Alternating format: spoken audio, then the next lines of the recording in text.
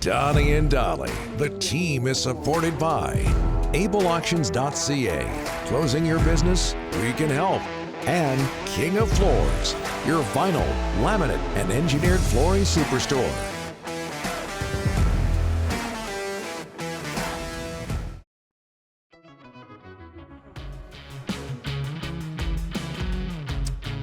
Just ahead of Craig Button, all of our guests today are sponsored by Skipper Auto, supporting Canadian fishing families through a revolutionary seafood buying experience. Check them out online at skipperauto.com. Once again, that's skipperauto.com.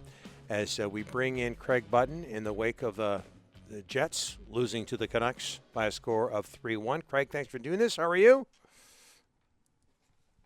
We got Craig? Right? There you go. There you go. There we go. Donnie, there we go. Donnie, I always appreciate you thanking me, but really I should be thanking you, but it's always my pleasure to join you. Oh, see that? What a And nice that's guy. class. That's We all could learn something off of Craig. I bring up the Jets losing as opposed to the Canucks winning because the Jets are going to the playoffs, but they've lost 9 of 10, Craig. What's wrong in Winnipeg? I mean, I know they're missing Nick Ehlers. What else?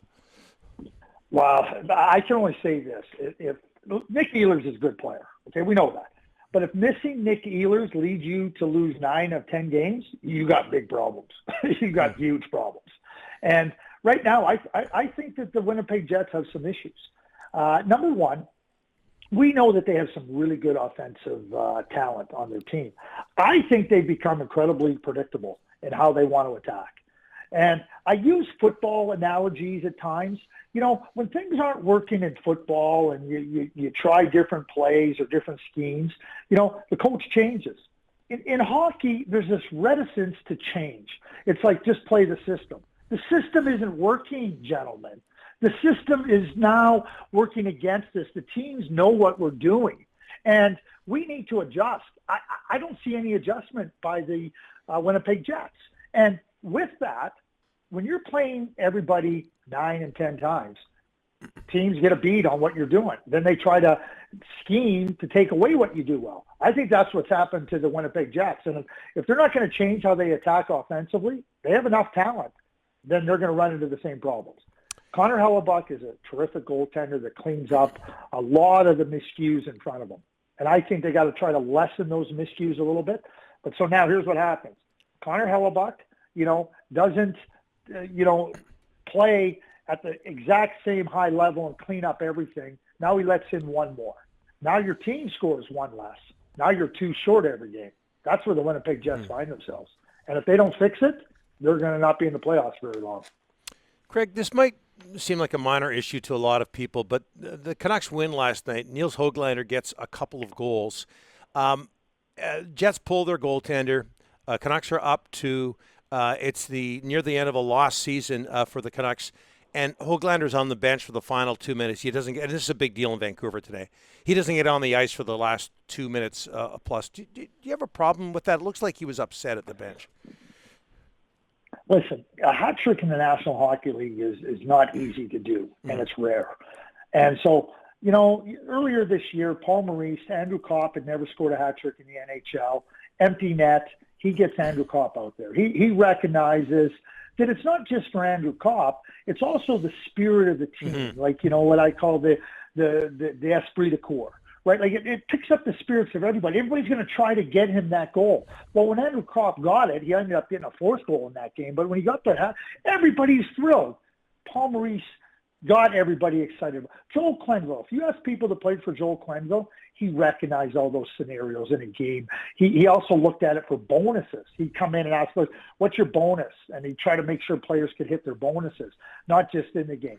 So I think in a season where, there's been different challenges and whatnot, I think as a coach, you have to tap into those moments, and you have to tap into those opportunities to not just reward Niels Höglander, but for the team to help reward him.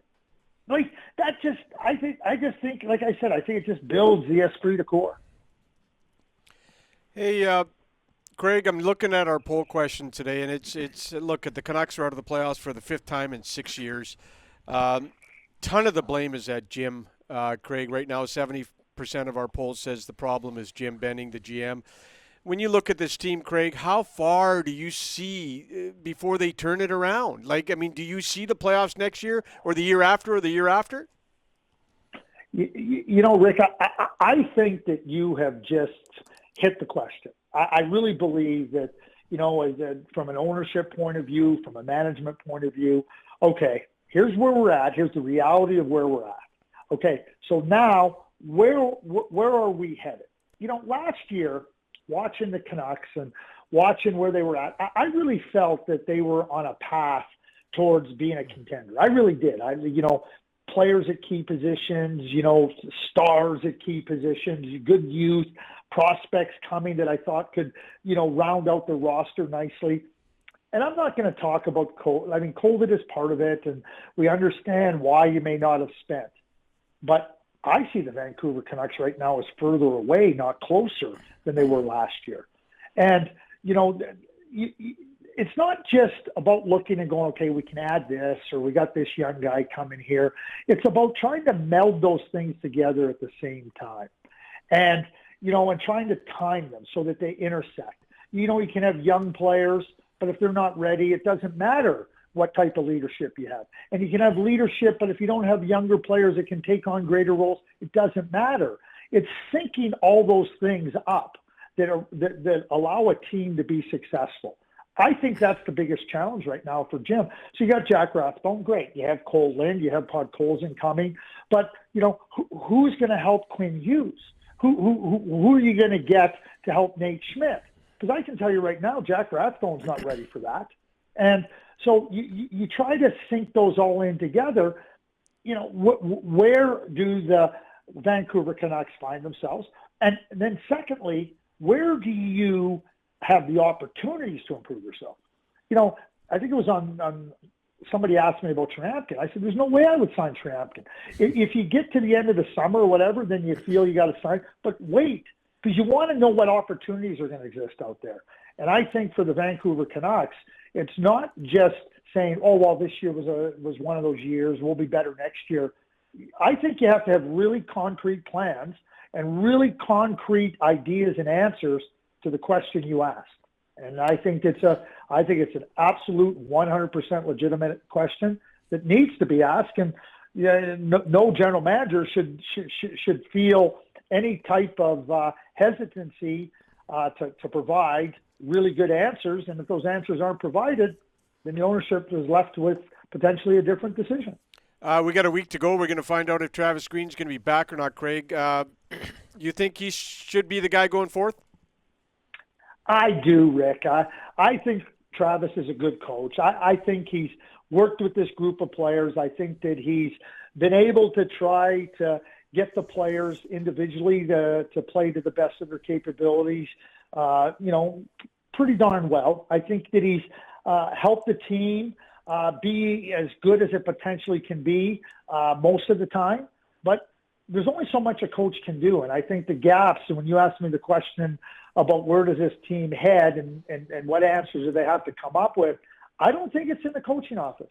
I think it's in providing, a greater strength to Travis in terms of personnel to help him do his job that much better. Craig, before we let you go, I know you think it's going to be a sweep for the Leafs, but as somebody who's been around for a while, grew up in Montreal and all that, what would a Habs-Leafs playoff series for the first time since 1979 mean to you? Yeah, well, didn't Montreal sweep that one? Yes, in 79 they did. Yeah. Maybe the other way around this time. Yeah, that's what I think. I just watched the Canadians be dispatched by Toronto 3 straight games. And I see no scenario where they can win 4 games against Toronto.